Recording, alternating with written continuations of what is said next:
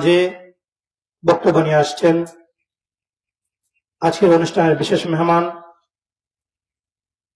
Dulalpur high স্কুলের head মাওলানা হযরত মাওলানা আবু হানিফ সাহেব। হযরত মাওলানা আবু হানিফ সাহেব।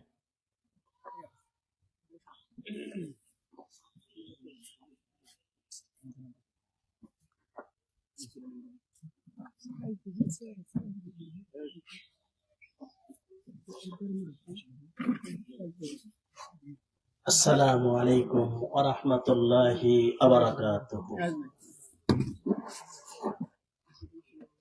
সাতকাল বাংলা পশ্চিম ইউনিয়ন যুব কল্যাণ পরিষদ কর্তৃক আয়োজিত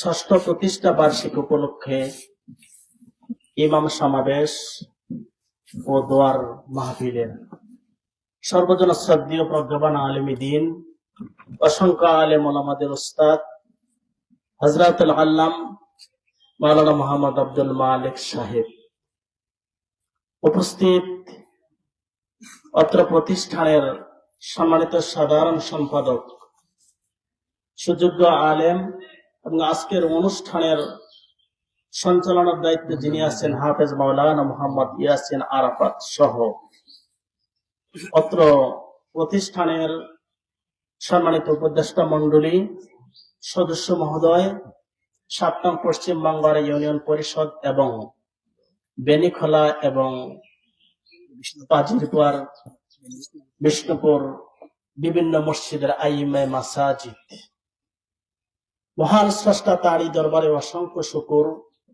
এতগুলা রাহবারের সামনে, এতগুলা আলেম ওলামাদের সান্নিধ্যে, এতগুলা কুরআনুল হাফেজ, কারি, মুফতি ওলামাদের সম্মুখে আজকের সাত সকালে তিনি আসার তৌফিক দিলেন, সে মহান স্রষ্টা, সে মহান দ্রষ্টা, তারই নামে শুকরিয়া আদায় করছি। অন্তঃস্থল থেকে, হৃদয়ের গহীন মণিকোঠা থেকে আমরা পড়ছি আলহামদুলিল্লাহ। সবাই পড়ছে আলহামদুলিল্লাহ।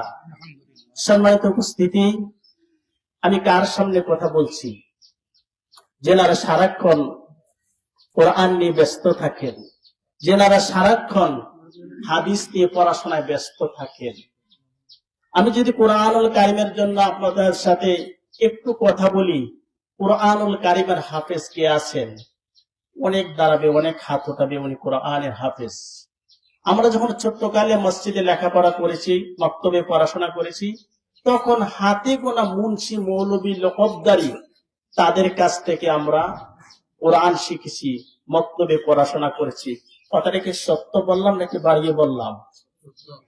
এখনের মসজিদের মধ্যে ম্যাক্সিমাম হাফেজ, ম্যাক্সিমাম কারি এবং মুফতি সহ আছে।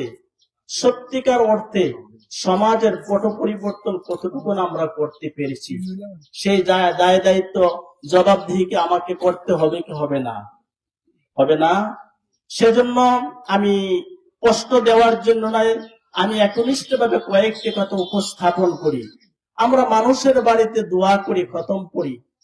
এখন যদি বলা হয় কোরআনের শুরু থেকে ধরে শেষ পর্যন্ত পুরাটা কোরআন শরীফ অর্থ সহ আমরা কতজন পড়েছি? উত্তরটাকে 100% আসবে নাকি কম আসবে? আমি কি আপনাদেরকে চাষ করতেছি নাকি এখলাসের সঙ্গে বলতেছি? এই প্রত্যেকটা আজানের ধ্বনি শুরু হয় আল্লাহ দিয়া। কি দিয়ে শুরু হয়? আর শেষ হয় আল্লাহ দিয়ে, আল্লাহু আকবার। আর শেষ হয় লা ইলাহা ইল্লাল্লাহ, আল্লাহ দিয়া।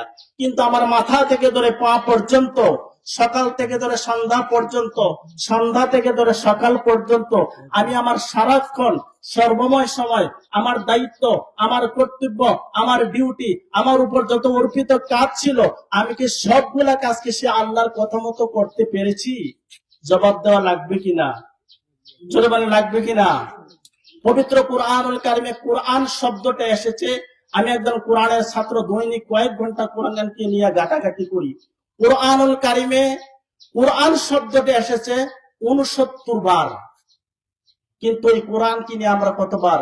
যে সূরাগুলা দিয়ে আমরা নামাজ পড়ি, সালাত আদায় করি, এক একটা সূরাকে নিয়ে যদি এক একটা জুমাবার যদি আমরা সেই আয়াতের বিশুদ্ধ তেলাওয়াত, তার শাব্দিক অর্থ, তার বাংলা অর্থ, তার শানি নুজুল, তার ব্যাকগ্রাউন্ড, তার শিক্ষা, তার থেকে করণীয়, তার থেকে বর্জনীয়, এইভাবে যদি করে আমরা প্রত্যেকটা জুমাবারে এক একটা খুতবায় আলোচনা তুলে ধরি, সমাজ কি সুন্দর হবে কি হবে না?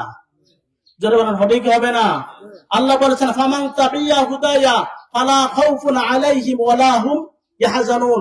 ওই কোরআনকে অনুসরণ করো, যেই কোরআন যালিকাল কিতাবু লা রাইবা ফিহি, যেই কোরআনুল কারীমের মধ্যে কোনো ভয় নাই, কোনো সন্দেহ নাই, কোনো ত্রুটি নাই, সন্দেহের সমাত্র নাই।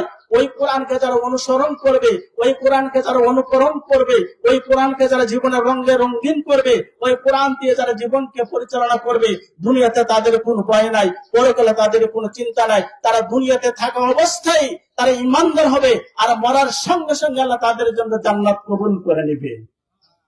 সম্মানিত উপস্থিতি, আমরা আযান দেই। আযান শব্দটা কোরআনুল কারীমে এসেছে 7 বার। আমার চাইতে আরো বিদগ্ধ, আমার চাইতে আরো মুহাক্কিক, আমার চাইতে আরো অ্যানালাইসিস করে না আলেমুল উলামা আমার ডাইনে বামে সামনে আছেন। কিন্তু এই আযান থেকে আমরা কি শিক্ষা পাই? আমরা তো চেষ্টা করি আযানটা, আমার আযানটা উনার আযান চাইতে সুন্দর হবে, কিভাবে করে লোক আমার প্রতি আকৃষ্ট হবে। কিন্তু আমার উদ্দেশ্য এটা না। হযরত বিলাল, সে বিলাল কি খুব সুন্দর ছিল নাকি কালো ছিল? আমি ভালো অর্থ বলছি, বিলালের রংটাকে কটাক্ষ করার জন্য নয়। এই বিলালের কণ্ঠ কি সবচেয়ে সুন্দর ছিল? না, ওই বিলালের চামড়াটা কালো ছিল, তার ঈমানটা ছিল তাওহীদ দিয়ে পরিপূর্ণ, তার ঈমান ছিল রাসূলের প্রেমে ভরপুর। সে বিলাল যখন আযান দিতেন, সঙ্গে সঙ্গে আযানের ধ্বনি, আযানের সে মুহাব্বত আল্লাহর আরশে পৌঁছে যেত, ঠিক কিনা? আমার ইমাম সাহেব ভাইয়েরা, আপনি ইচ্ছা করলে, আমরা যখন সিএনজি দিয়া চলি, একটা সিএনজি ড্রাইভার একজন, কয়জন? একজন সিএনজি ড্রাইভারের উপর ডিপেন্ড করে কয়জন প্যাসেঞ্জার? 5 জন প্যাসেঞ্জার। এই 5 জন প্যাসেঞ্জারকে ডিপেন্ড করে ইমামের উপরে। আর একজন যিনি ইমাম হবে, তার পিছনে সেই অপেক্ষা থেকে, সেই ইমামের পিছনে সেই অপেক্ষা থাকে অসংখ্য মানুষ। সেজন্য ইমাম যদি সোজা হয়, পুরা সমাজ সোজা হয়। সেজন্য আমি একটা কথা উদাহরণ টানছি। হযরত আল্লাহ পাকের নবী সাল্লাল্লাহু আলাইহি সাল্লাম, তিনি আল্লাহ পাকের প্রেরিত, তখতে চড়ে, সকালবেলা তখতে চড়ে পৃথিবীর এক প্রান্ত থেকে পরিভ্রমণ শুরু করতেন। সকালবেলা ওই প্রান্তে সফর করে আবার তিনি আসতেন। কথার কথা, তিনি একদিন ভাবতেছেন, এত বড় সম্মান, এত বড় মর্যাদা অন্য কোন নবীর তো হয় নাই। ভিতরে ভিতরে একটু কথাটুকু আসছে। হঠাৎ করে তখ্তটা কানা হয়ে নিচু হয়ে নিচে দেবে যাচ্ছে। সোলাবের নবী বললেন, তখ্ত, তুমি তো নিচু হয়ে যাচ্ছ, বাঁকা হয়ে যাচ্ছ, সোজা হও। তখ্ত থেকে জবাব